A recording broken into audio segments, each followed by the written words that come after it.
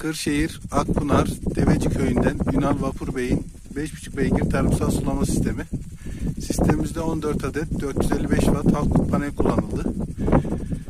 Suyumuzu aldık. Fiskiyelerimiz çalışıyor. Biraz fazla fiskeye bağlı. O yüzden su biraz az gibi gözüküyor. Sistemimizde Maxxon motor sürücü kullanıldı. Sürücümüze gidelim. Şu anda 50 Hz'de gayet güzel çalışıyor.